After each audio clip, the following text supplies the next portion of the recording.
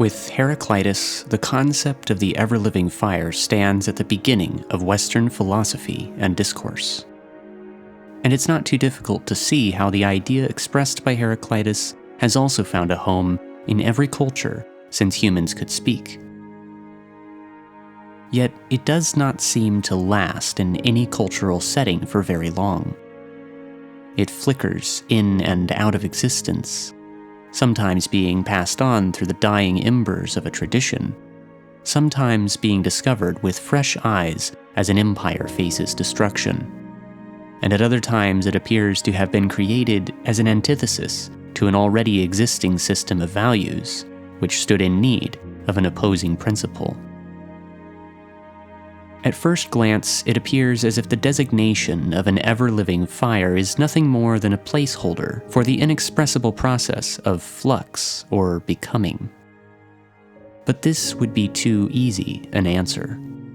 The name itself has a particular value as a signifier within discourse, and it's not just any signifier. In fact, we would be doing violence to the concept if we simply dropped the name and replaced it with a different one.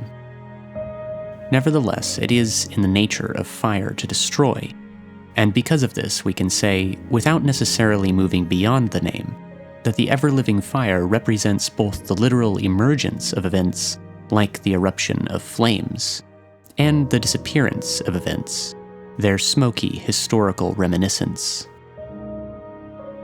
In most times and places, the concept of the ever-living fire has only been developed partially, usually amounting to no more than a mere notion rather than a fully fledged concept.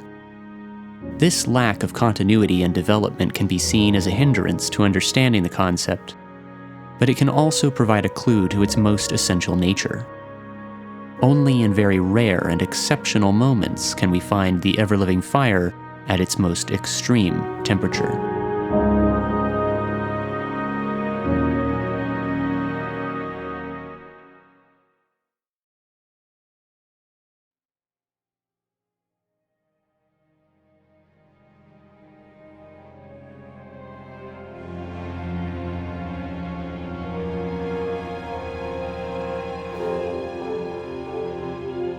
Over 500,000 years ago, our distant ancestors were already part of a culture which had become familiar with the technology of fire. The very nature of fire and its effects would have led to a number of drastic changes in human society, if not to the invention of society itself. As one Paleolithic archaeologist has put it, fire must be tended. It needs a home and place out of the great winds. It must be constantly fed. It sleeps in embers and can die, yet it can also be blown back to life by the breath. It whispers, hisses, or crackles, and therefore has a variable voice. One can carry its spirit or life on a burning branch or ember to make a second fire. To a man with fire, then, there is a continuous involvement in a complex, dynamic process which creates its varying yet artificial demands, relations, comparisons, recognitions, and images.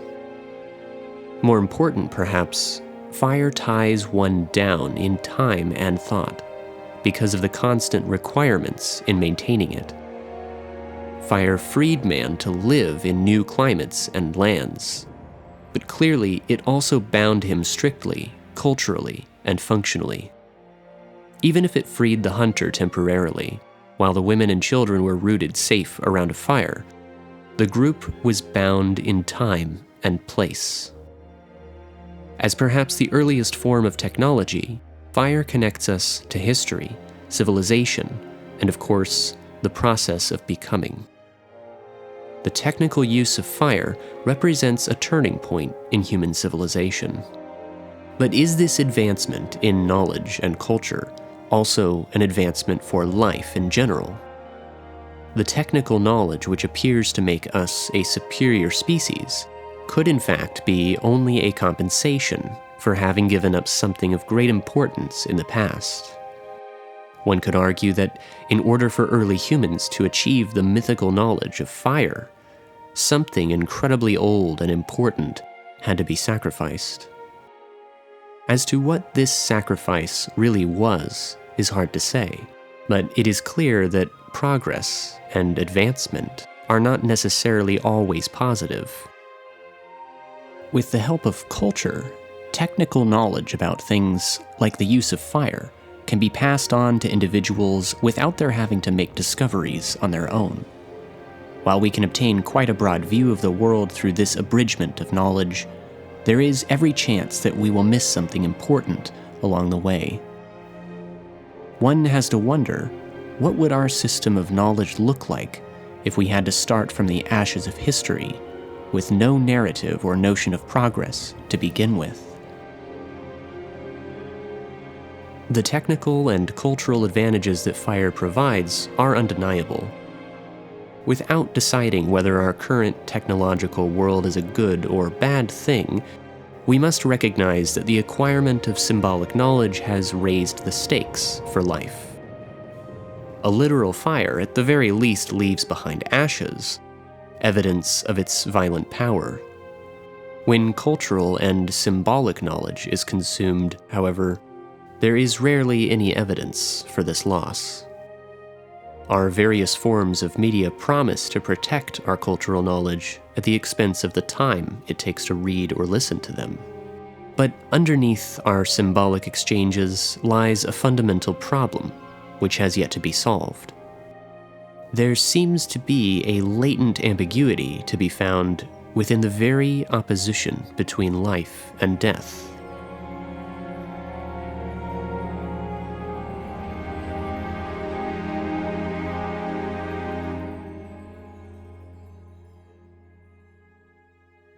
Life is readily apparent to the senses.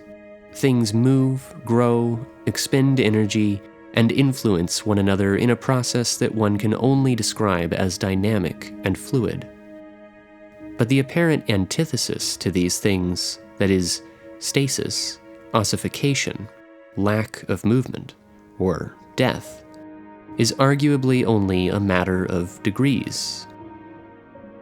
With careful observation, we can see that nothing is truly still.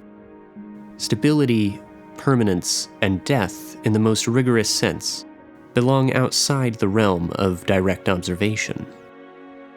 Yet, if we take life to mean not just motion, but something more fundamental and special, something vital and unpredictable, we have to admit that most things in the universe are not alive, and in fact, the majority of the universe is hostile to life. But in the end, our estimations concerning life and death may be nothing more than a confused anthropomorphic projection.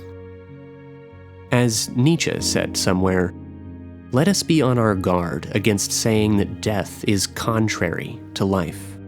The living being is only a species of dead being, and a very rare species. The difference between life and death seems to depend upon the fact that our perspective is bound to the present, preventing us from seeing more than one side of existence at a time, since the ever-receding horizon of the future never ceases to escape us, and the fluidity of the present runs through our fingers like sand. We are left to wonder whether there is anything more durable than the symbolic names we give to things. The ambiguity between life and death, however, seems to extend into language, and despite our best attempts to tie down words and fix their meanings once and for all, they often turn out to be just as impermanent as everything else in our lives. But of course, we don't usually pay attention to this aspect of language. As a rule, words tend to close off possibility and prevent the chaos and uncertainty of the world from overtaking our lives. But there is one name which seems to break this rule.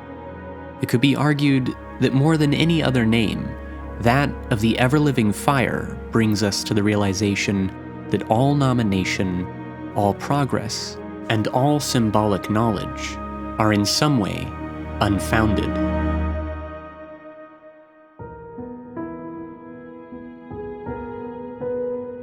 At every moment, there is the possibility of an absolute and abrupt change, a change that carries none of the previous changes with it. A complete departure from the past threatens to render all effort to achieve coherence, success, and understanding futile. While this may be upsetting to those who desire a nostalgic return to humanity's true home, it can be a healthy reminder to the wanderers and explorers of the future. This reminder draws us out of our familiar sphere of activity and shakes us out of our firm belief in finality.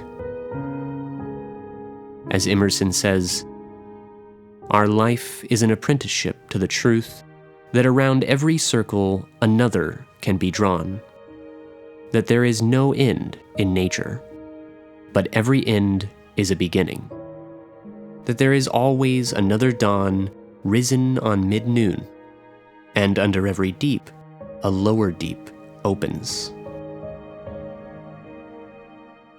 We may find that, like the sun, which sustains all life on our planet, yet blinds us when we try to look at it directly, the concept of the ever-living fire in its brightest moments presents itself as both necessary and obscure. If we want to know what the ever-living fire really means, we must reflect upon what we know of life. And not just our own life, but the life of the culture we live in, the language we speak, the symbolic memory we share with others.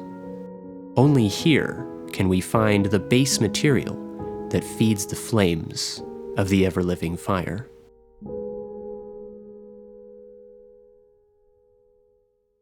If you enjoyed this video and would like to see more like it, please subscribe to the channel and consider supporting me on Patreon.